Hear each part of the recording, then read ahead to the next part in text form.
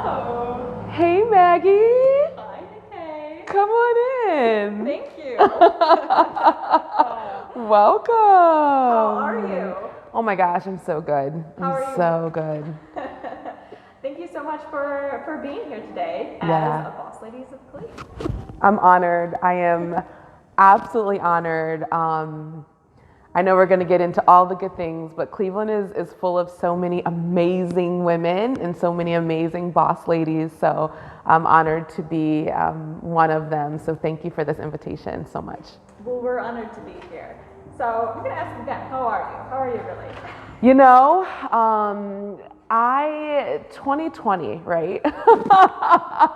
So in this present moment, like it's a beautiful fall day, I'm actually in the midst of what I call one of my work retreats. So I am in like a very heads down strategy session just with myself and with my business for the next couple days. So I'm feeling really rested. But in general, honestly, like 2020 it has been a year where there's just constant like, and I know it's the word that everyone's sick of, but it's constant pivoting. It's constant like rethinking and reevaluating and making decisions, not only in my business, right, but just in my personal life, for my health, for my family, for my clients. So I'm doing good. I am focusing a ton on rest and like giving myself the rest that I need. And every time it's time to kind of have a sprint, which is sometimes what it feels like, doing the sprint and getting through what I need to and then giving myself the rest that I need. So I'm doing good, honestly. I'm doing good. I'm grateful. 2020 has been a wild ride, but I'm doing good. And so Yes. where are we now in your Yes. beautiful space? So this, and I am so grateful for this space. We are on Lee Road in Cleveland Heights, and this is a space, it's called the Image Dance Pod, it's called the Imagination Dance Space. It's got a few different names, but it is really the home for a lot of boss ladies like myself that are in the movement and wellness space. So I'm honored to be able to bring Nola Movement in here because it very much embodies what I infuse into my classes and into my business. So yeah, that's where we're at on Lee Road in Cleveland Heights. Now, before we get into Nola Movement, Yeah. tell me, why did you decide to live and do your work in Cleveland? Oh my gosh. I love Cleveland. I love Cleveland, and I'm trying to think when that happened, because I grew up in Akron, and Akron and Cleveland are very different places, okay? So I grew up in Akron, then I went to Kent State, then, and this is just the short version of a long story, right? But went to Kent State, and then went to grad school, and then moved to Brazil, then came back to Ohio, and realized like, okay, I'm gonna like get my feet on the ground because I was ready to get a corporate job at that point. And I was like, if I'm gonna stay in Ohio, I need to live in the biggest city. And so moved to Cleveland, and since then have just loved to get to know all the little pockets, all the little neighborhoods. I've loved getting to know the people. Like, there's such good people here. Cleveland is like this little gem, like tucked inside of the Midwest. It's like more chill than Chicago and way more chill than New York, but you have like world-class culture and arts at your fingertips.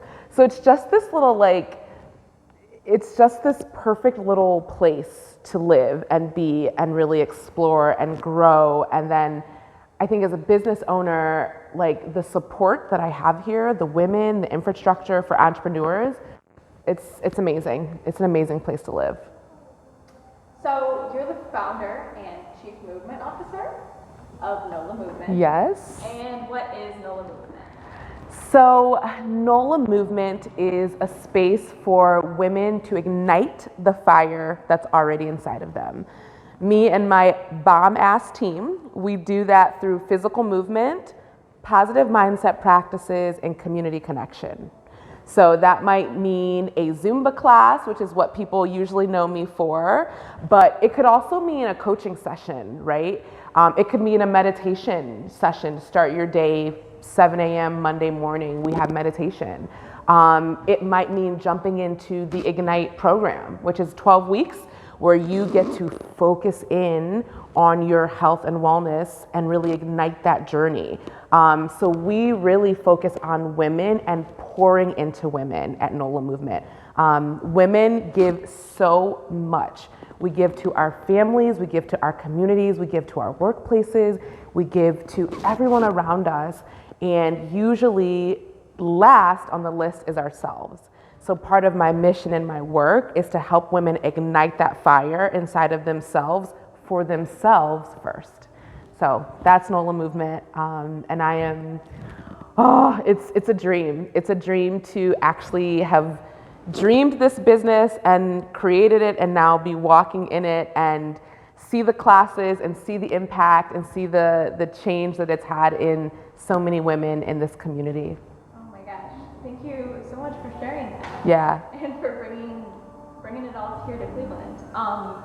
Do you have a favorite dance move you can show us by chance? Of course. So I totally have a favorite dance move. And that's why I wanted to do this interview barefoot. I'm at home without shoes. So if you ever see me just out and I take my shoes off, just know this is my home base, barefoot. But yeah, so in addition to the movement classes that we have, Samba Amor, which is a samba dance performance team. It's the only team in Cleveland that focuses on the music and movement of samba, is under the umbrella of Nola Movement. And so my favorite move, I love samba. I absolutely love samba. I love Brazilian music and movement, but samba is my favorite. So I'll just show you a little basic. Yes, so samba. So I'm starting with in case you want these lessons, guys, starting with my right foot, and I'm just gonna take it back. And what I love about the samba is that it's both strong, so I can make it strong and really put my grounding into it, or I can make it really sexy and kind of lift and really let my hips go. So yes, so I teach samba. I have a samba dance team. Those girls are my heart. We have a lot of fun in learning samba. So that's my absolute favorite. It's a basic samba move, samba no pé. Love it, love it, love it. That was amazing. So graceful. Wow. You're gonna have to teach me that. Yes, you got it. Nikki, what did you want to be when you were a kid? So 2 iterations that when I think about it, it kind of makes sense in who I am now. The first iteration, and this was age 7, and I literally remember drawing a poster in kindergarten, was what do you want to be when you grow up? And I wrote doctor, and it was a picture of me, and I think I had a stethoscope or something. And then very soon after that, I realized to be a doctor that you had to, you had to be comfortable in hospitals and around blood and all of the things that happen, all of the bodily things. And I was maybe not a doctor. So, and I can get on a whole nother soapbox about how women and girls are conditioned to turn away from that, but that's another conversation. So after that, I actually wanted to be a businesswoman, okay? And this was high school. And I remember I was just obsessed with women in pencil skirts and button up. And this is me being a kid of the 90s, that was the look, what's the word? I can't think, preppy, it's not preppy, but it was this very just very women that looked just sexy, but they were serious. And for some reason I was kind of obsessed with this. I loved it. So I wanted to be a businesswoman, and that was what I wanted to be when I grew up. And so now as a grown up, that I think I'm a real grown up now, I feel like I've achieved an intersection of those things. Like, I'm not a doctor, but in so many ways, like, I support people in their health, and women specifically in their health and wellness. And then obviously I'm a businesswoman. I'm a boss lady. So yeah, so that intersection happened. I think it's amazing. As children, sometimes we really do know, and we speak into our futures. It all So goes back. yeah, totally. So cool. So how did you start getting interested in movement and dance at first? Yeah. So this is like amazing. You know, when I think back to movement and when it became a part of my life, I think in so many ways it's in my blood, right? My dad is Nigerian, so my parents have told me stories about him holding me and moving with me and dancing with me. So I think it was infused in me. And then as I grew up, I was really interested in, if you guys remember, infomercials, Richard Simmons, Billy Blanks, and I remember like begging my parents, like, okay, I need these tapes. And I don't know if we got them or if we got them from the library or we got them from eBay. I'm remembering that we got them from eBay. Like, I talked my parents into like using eBay. And this again is like circa 20 something years ago. So eBay was like still like new and like, wait, what? Where are we getting these tapes from? But, and having those movement leaders in my home and pushing in those VHS tapes and I mean, learning just how to move my body. And it had to be maybe 10, 12, 13 years old. So that's when I really became interested in movement.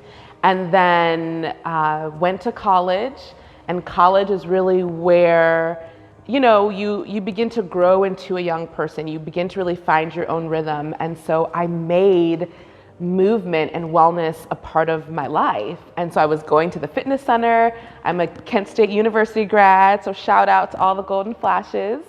But, you know, I made movement a part of my life, and that's where I met the two people that would become my instructors and who had a huge impact on me.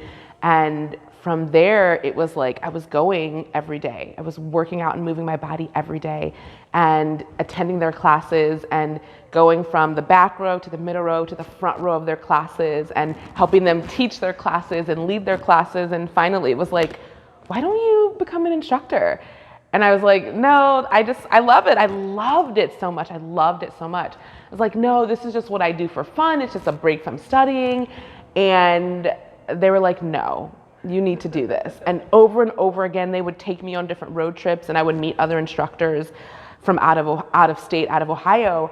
And other people would say, oh, you're not an instructor? Like, why aren't you teaching? And I'm like, ah. So finally, I think just to kind of like stop everybody from telling me to go get my certification, I got my license to teach Zumba. And that was in 2009. So that was just over 10 years ago. I celebrated 11 years as a Zumba instructor this year.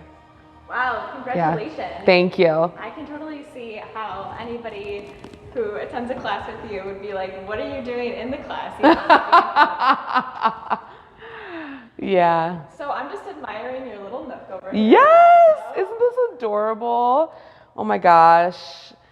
Yeah, this space is such a gem. I'm so grateful to really have found a home for Nola Movement. That was, you know, when we talk about 2020, what I wanted so much for Nola Movement was a physical home, because I've been building this business online and I've been teaching all over Northeast Ohio, all over Cleveland, and I wanted a home. I wanted one place for people to be able to find me and find my work. And so I'm grateful to have such a beautiful space with amazing energy and be part of a community of really amazing movement leaders here.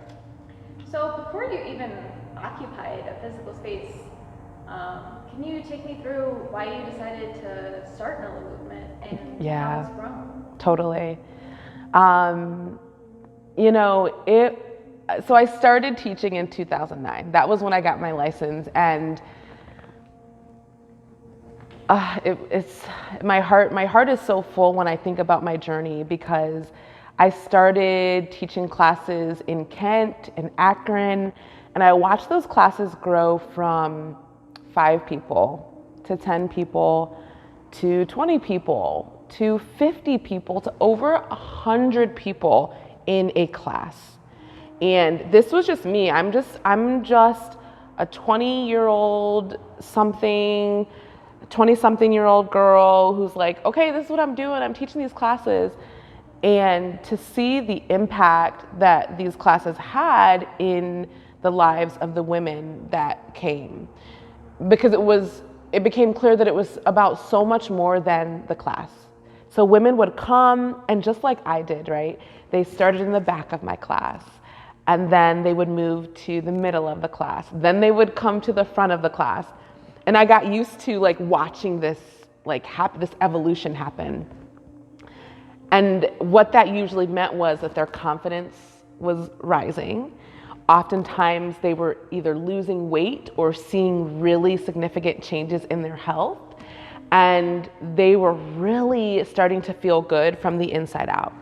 And so seeing that over and over, no matter where I taught, so from Akron, then again in Kent, then again when I moved to the Cleveland area, it became clear to me, like, I want to almost put this in a box. This is something really special. And honestly, it was when I moved to Brazil. Brazil was really the last straw.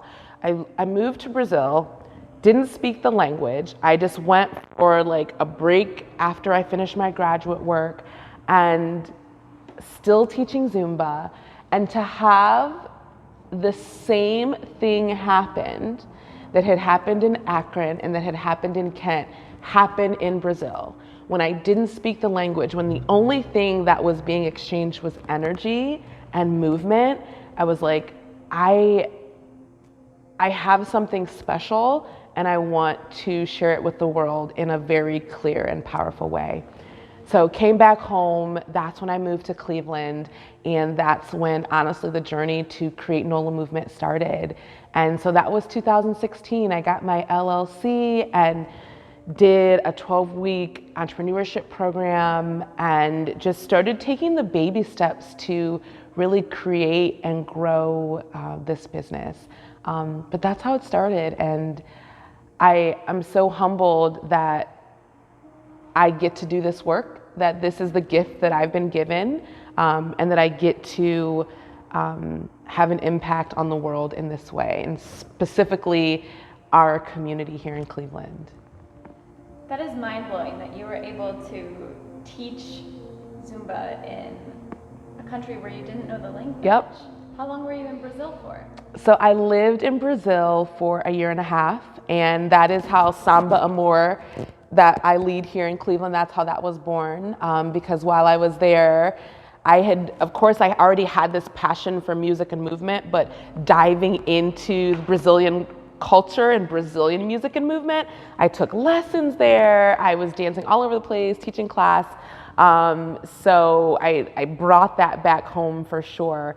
But yeah, that was such a powerful time. Wow. So can you take me through what that journey was like for you, especially since you were working other jobs? Is that correct? Oh my God. Oh my gosh. Yeah, I was. So I came back home from Brazil, and I knew that I wanted to create this thing and call it Nola Movement. And coming back home, I did what I knew, which was, okay, let me just find some gyms and start teaching. And so I was teaching all over. I was teaching on the east side, on the west side, LA Fitness, YMCA, pop-ups, like just teaching everywhere. And it became clear to me that for this to work, that I needed to like really hone in. Like I didn't want to be all over. I wanted to be one place. This is kind of the journey to get home, right? I wanted to be one place. I didn't want people to have to like look 1,000 places to find me. And And even more importantly, I really wanted to begin to curate the experience that my clients and that the women have when they come into a space with me. So for example, if I'm teaching at gym A and then going to gym B and then teaching across town at gym C, every time you come take a class with me, the experience would be different, right? There might be somebody who had a bad day at the front desk at gym A, or at gym B, there might be nobody at the front desk. And then at gym C, it might just be me, right? And so for me, like, it became really important to be able to curate the experience that women have from the moment they come into the door, because that's part of the entire experience of Nola Movement. As soon as you come in, you feel the energy. As soon as you come in, you feel welcomed. As soon as you come in, you're like, oh, okay, like I didn't really want to come to class, but as soon as you come in, you're like, okay, yeah, I want to be here, because you see someone who's like, oh, hey, Maggie, or hey, like, what's up? How was your week? Like, someone greets you, and someone gives you that energy that Nola Movement is really about. So really curating the experience, and then making sure, of course, that myself and all of the women that I bring in to lead classes had the technical expertise to really provide a good experience for you, someone who is working out. So that's really been the journey. It was jumping around to a bunch of places, to honing in on like, okay, I want a home, starting on the west side of Cleveland, and then coming to Cleveland Heights and the Larchmere neighborhood, and then really landing here, and being able to really have the space to create everything that Nola Movement is about right here. Oh my gosh, thank you so much for sharing that story. And I can tell that anybody who walks into your space must feel so at home and so welcome. Yeah. And so instantly at peace and excited. Yeah. When they're around your energy. Yeah. So when did you know that it was time to quit your corporate job and take Nola Movement full time? Yeah. So I was working when I came back from Brazil, and it was like I got to a point where I was rising. I was like climbing the corporate ladder, right? And my mornings and evenings were spent building Nola Movement. So usually either teaching, or if I was going through the entrepreneurship classes, like doing that work. And then 8 to 5 or 9 to 6 was for my corporate job. And my life felt so compartmentalized. So if you knew me in the corporate space, like that's who you knew me as. You knew me as like, oh, Nikkei, she's like killing it, she's kicking ass, she's like gonna be the VP in a couple years, like no question, right? But if you knew me in the movement space, you were like, Nikkei, like she teaches and she's amazing. And so I would have these weird like intersections where people would be like, what do you do? And I'd be like, well, I am a communications professional, but then I also teach Zumba. But I always like, it was such a weird intersection, because in my heart it was like, I help women get well, like that's who I am. And so I got to a point, and it was really something that one of my mentors, and she's another Cleveland boss lady, no question, Ellen Burtz Cooper, I was in a program that she ran called Organized Chaos. And something that she said was, pay attention to what you're leaning your ladder against. Like, what are you leaning your ladder against? Because you're gonna climb that ladder. And you don't wanna get to the top and be unhappy. And so I'm in this corporate job and I'm doing really well. And I'm at this like really big intersection of my life. I was getting ready to get married, and like work is going good, and I had just turned 30, and I'm like, what am I leaning my ladder against? Because if I stay here, like I'm gonna continue to do well, but when I get to the top, am I gonna be happy? And so it just like, it all clicked, and it became really clear, like this is the time, and just do it. Like I knew that I I have such an amazing support system in my family, but I also have I knew that I had my education to fall back on. I'm like, worst case scenario, you come back to corporate. Worst case scenario, you'll find a part-time job. And I jumped. And it was something inside. It was just this intersection of all these things happening in my life. It was time. It was time. And I'm so glad I jumped when I did, because to be honest, I can't imagine jumping in 2020, right? Because that was 2018 when I left my corporate job, just 2 years ago. And in 2020, I don't know, not having that security, I don't know if I would have the courage to jump out when it feels like there's just chaos and there's where's the money going to come from? So yeah, that's how I did it. It was a very strong knowing, in addition to, I felt that I had built my business up to a place where I was ready, and it was ready. How are you getting through this pandemic, both personally and professionally? In 2020, in a lot of ways, has felt uncomfortable, because professionally, I've had to make a lot of decisions that did not feel good, because I thought that 2020 would look completely different. I thought Nola Movement would look completely different. But leaning into some of the uncomfortable places, having some of the uncomfortable conversations with others and with myself, 2020 has been the best year for my business. Personally, I'm telling you, again, 100% honest, right? 2020, there's been a lot of wine and vodka. There's been a lot of the tasty foods. And in addition to coping through the stress, and that's just some of the stress of real life, right? It has also been leaning into the tools that I know that serve me well, which is a lot of rest and giving myself permission to rest and not feeling guilty about that. Really leaning into my movement community, my husband and that relationship. So I've gotten really quiet. I've gotten really still. And I think that's what 2020 is calling all of us to do in one way or another. For some people, I think it's this realization of the systematic racism and injustice that exists, right? People are waking up to that. And so they're having to lean into that. I think for some people, it's waking up to literally COVID and protecting their family and taking care of loved ones.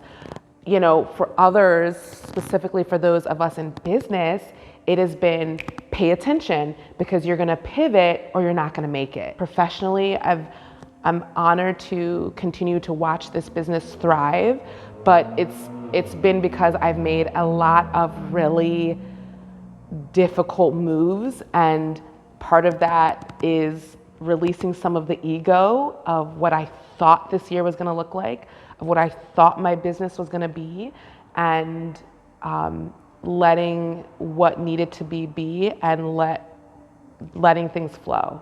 And so so that's how I feel about 2020, and that might be a little difficult, because I know that for some people it's been very painful, but I promise if you are open to it, there's a lot of blessings and abundance in this year, and that's been my experience. And I think that's also a little glimpse of the positive energy and just contagious positivism. I think I reversed those too, but that you're so well known and well loved for. Yeah. How do you tap into that? Yeah. Even in times and on days and in moments when it's really hard to. Oh man, this to me is really about the journey of self, and really getting to know yourself, and really getting to love yourself. And so for me, what that means is taking care and understanding what I need to say yes to and what I need to say no to protect my energy. So, what does success mean to you?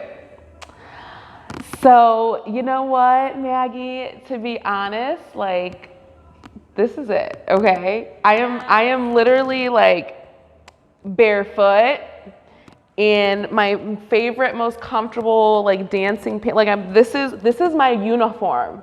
So I grew up going to private school. I grew up in uniforms, and then going to a corporate job, I had to like dress a certain way and hair a certain way. My hair is locked. I am like doing this interview like as my most authentic self. I am growing the business that I dreamed about. I am literally like doing work that I love and having the impact in my community that I believe is so important. And so for me, this is it. And the only way to go is up.